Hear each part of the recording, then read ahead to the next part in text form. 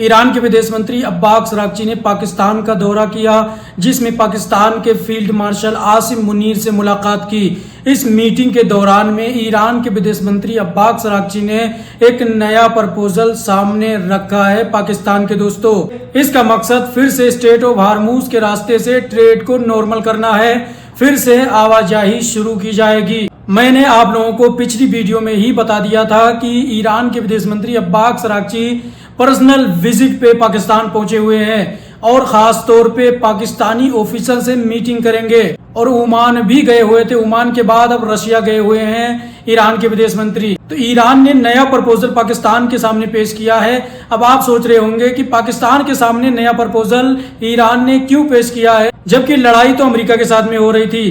तो मैं आपको बता दूं कि पाकिस्तान बीच बराव करा रहा था ईरान और अमेरिका के बीच में। तो पाकिस्तान को दोनों देश अपना अपना प्रपोजल बता रहे हैं, फिर पाकिस्तान एक दूसरे के प्रपोजल को इधर उधर ट्रांसफर कर रहा है। यानी अगर ईरान पाकिस्तान के सामने प्रपोजल रखता है तो उसको पाकिस्तान अमेरिका तक भेजता है, और अगर अमेरिका पाकिस्तान को कोई नया प्रपोजल बताता है तो वो प्रपोजल ईरान को पाकिस्तान भेजता है। ईरान ने न्यूक्लियर प्रोग्राम पे बात करने के बजाय रीजनल टेंशन पे बात करना अच्छा समझा है। ईरान पड़ोसियों को, जो अगल बगल देश है मिडिल ईस्ट के अंदर में, अरब देश हैं, उन तमाम देशों से रिश्ते मजबूत करने की सोच रहा है। इसीलिए ईरान के विदेश मंत्री भरोसा जीतने के लिए कई देशों का लगातार दौरा कर रहे हैं और मस्कत के अंदर गुप्त मीटिंग भी हुई थी, जिसमें कई देशों के इंटेलिजेंस ऑफिसर भी मौजूद थे। दोस्तों, मैंने पिछली ही वीडियो में बता दिया था आप लोगों को कि ईरान के विदेश मंत्री मस्कत पहुंचे हुए हैं और मस्कत में खुफिया मीटिंग चल रही है। इस मीटिंग के बाद ही दोबारा रिटर्न ईरान के विदेश मंत्री पाकिस्तान पहुंचे हुए थे। दोस्तों, वहीं पे दोस्तों पाकिस्तान और अफगानिस्तान की पिछले महीने हुई सीज फायर खतरे में पड़ गई है। दोनों देशों के सरहद पे एक बार फिर से गोलीबारी शुरू हो गई है। अफगानिस्तान की तालिबान हुकूमत ने दावा किया है कि पाकिस्तानी फौजी कुनार इलाके में रॉकेट और बमों से हमला किया है। इन हमलों में 4 लोग मारे गए हैं और 45 लोग घायल हैं, जिनमें मासूम बच्चे और स्टूडेंट भी शामिल हैं। दोस्तों, यह हमला ऐसे वक्त हुआ है जब पिछले महीने मार्च में दोनों देश शांति कायम करने के लिए राजी हुए थे। दोनों देशों ने एग्रीमेंट किया था सीज फायर का, लेकिन अब ये सीज फायर कहीं ना कहीं टूटता हुआ नजर आ रहा है। दोस्तों, अगर ऐसा ही दोनों पड़ोसी देशों में होता रहा, बॉर्डर पे गोलीबारी होती रही, तो फिर से एक बार जंग शुरू हो सकती है पाकिस्तान और अफगानिस्तान के बीच में, जिसमें मासूम लोगों की जान जाएगी। वहीं पे जर्मनी ने यूनाइटेड नेशन से अपील की है कि ईरान के खिलाफ में हो रही जंग तुरंत रोका जाए, क्योंकि इस जंग से पूरी दुनिया की इकोनॉमी तबाह बर्बाद हो रही है। क्योंकि दोस्तों, इस जंग से दुनिया के अंदर ऑयल के जो प्राइस हैं वो आसमान पे पहुंच रहे हैं, और जो ऑयल टैंकर हैं उनके रास्ते में आने जाने में भी खलल पैदा हो रही है, जिससे पूरी दुनिया की अर्थव्यवस्था खराब हो रही है। इसीलिए जर्मनी ने यूनाइटेड नेशन से सख्त अपील की है कि तुरंत इस पे एक्शन लिया जाए। ईरान और अमेरिका के बीच में चल रही ये जंग, अभी तो जंग बंद है, लेकिन समंदर के अंदर दोस्तों जंग अभी भी चालू है। एक दूसरे के रास्ते को रोक के बैठे हैं अमेरिका और ईरान। डोनाल्ड ट्रंप के हरामी पना की वजह से ईरान ने दोबारा से स्ट्रेट ऑफ हार्मूज को बंद कर दिया, जिससे पूरी दुनिया के जो ऑयल टैंकर है उनके रास्ते में खलल पैदा हो रही है। वैसे भी यूनाइटेड नेशन एक मरी हुई संस्था है। जब ईरान के स्कूल के ऊपर अमेरिकी थोमहोक मिसाइल से हमला होता है, यही यूनाइटेड नेशन खामोश रहता है, कुछ भी नहीं बोलता है। उस हमले के अंदर दोस्तों 175 मासूम बच्चियां बेचारी मारी गई, लेकिन अभी तक कोई भी सख्त एक्शन अमेरिका के खिलाफ में यूनाइटेड नेशन ने नहीं लिया है। वही भी दोस्तों, दुनिया अब एक बड़े तबाही की तरफ बढ़ रही है।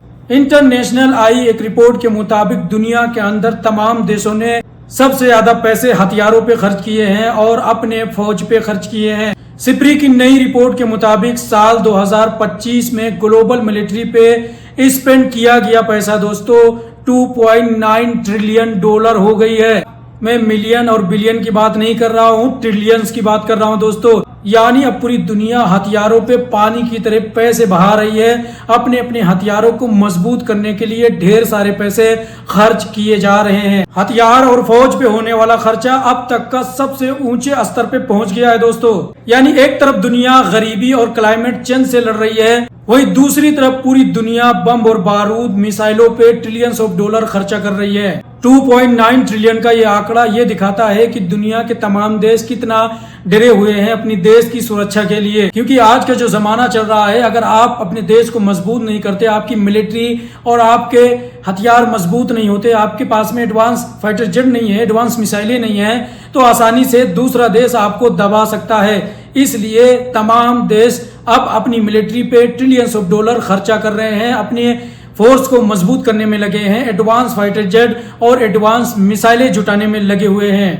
दोस्तों, आप लोगों को क्या लगता है, क्या इतना खर्चा जो मिलिट्री पे किया जा रहा है, क्या यह तीसरे विश्व युद्ध की आहट है? आप लोग अपनी राय कमेंट में जरूर दें और ऐसी ही वेरीफाइड खबरों को देखने के लिए मेरे चैनल को सब्सक्राइब जरूर करें। वहीं पे दोस्तों, बेंजामिन नेतन्याहू सोच रहा था ईरान की रिजीम चेंज कर देंगे, लेकिन अब खुद उसकी रिजीम चेंज होने वाली है। आने वाले 2027 के इलेक्शन में इजराइल के अंदर दो पुरानी पार्टियां एक साथ मिलकर नेतन्याहू के खिलाफ में इलेक्शन लड़ेंगी। नफ्ताली बेनेट और लेपेट को तो आप लोग जानते होंगे, उनकी तस्वीर आपके स्क्रीन पे है। ये दोनों पहले भी गठबंधन करके इजराइल के अंदर इलेक्शन लड़ चुकी है, लेकिन इन दोनों नेताओं ने अभी प्लान बनाया है कि हम बेंजामिन नेतन्याहू को कुर्सी से हटाएंगे आने वाले इलेक्शन के अंदर। दोस्तों, अब अगर इन दोनों पार्टियों का गठबंधन हो जाता है तो नेतन्याहू की कुर्सी मुसीबत में पड़ सकती है, क्योंकि नेतन्याहू सिर्फ अपनी कुर्सी बचाने के लिए ईरान के ऊपर हमले करते आ रहा है और गाजा के अंदर जंग को आगे बढ़ाता जा रहा था। अगर ये नफ्ताली और लेपिड एक साथ मिलकर इलेक्शन लड़ेंगे तो बेंजामिन नेतन्याहू का इजराइल के अंदर सफाया होना तय है। इससे पहले 2021 में भी बेंजामिन नेतन्याहू के खिलाफ में ये दोनों इलेक्शन एक साथ मिलकर लड़ चुके हैं। बाकी आप लोगों को क्या लगता है दोस्तों, ईरान की रिजीम चेंज करने आए थे नेतन्याहू, लेकिन अभी लग रहा है कि उनकी खुद की रिजीम चेंज होने पे आ गई है। अपनी राय कमेंट में जरूर दें। चैनल को सब्सक्राइब, पेज को फॉलो नहीं किया है तो आप लोग जरूर करें ऐसी ही वेरीफाइड खबरों को देखने के लिए।